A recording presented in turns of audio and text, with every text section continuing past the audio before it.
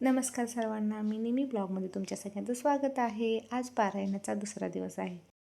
आज आहे रविवार म्हणजे सुट्टीचं निवांत काम. चला आता येऊया फ्रेश होऊन. आता आज काही गडबडीचं काम नाही आहे. आपली पूजेची मांडणी कालच झाली. आता फक्त वाचन करायचं, माळजप करायची एवढंच. त्यामुळं आज निवांत आवरलं आहे मी. चला जाऊया आता. आधी सगळं मी झाडून काढून घेतलं. कालची रांगोळी, फुले सुकलेली सर्व झाडून पुसून घेतलं. सकाळच तर हेच तर काम असते, झाडलोट करून स्वच्छता करायचं. पहाटेचे 3 ते 5 म्हणजे ब्रह्ममुहूर्त. त्यावेळी देवाची पूजा करणे खूप छान. पहाटेची खूप शांतता असते. मला तर वाटतं मी आणि स्वामी आम्ही दोघेच इथं, दुसरं कोण नाही आहे. घरातली सगळी झोपल्यात असं.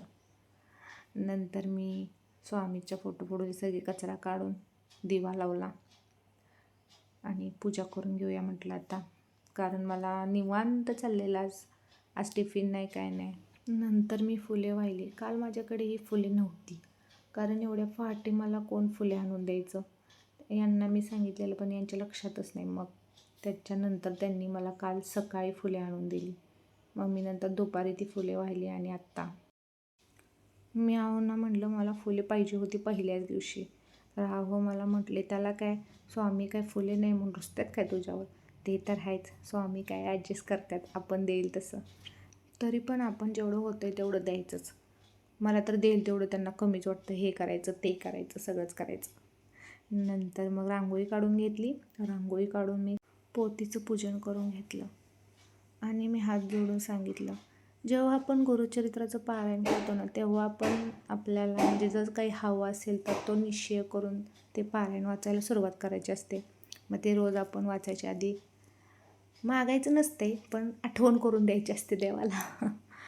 काय स्वामींना माझी श्रद्धा आवडली तर स्वामी मला देतील, नाही आवडली तर नाही देतील. नंतर आणि श्रद्धा करायची, पण श्रद्धा काय कमी होऊन नाही द्यायची. आता पूजन करून झालं. आता म्हटलं चला वाचायला चालू करूया. पहिल्यांदा स्वामी समर्थांचा माळजप, गायत्री मंत्रजप आणि मग गणपती अथर्वशीर्ष.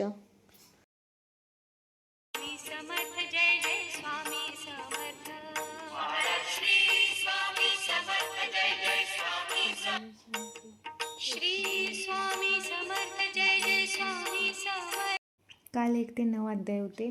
आज 10 ते 21 अध्याय आहेत. चला वाचूया.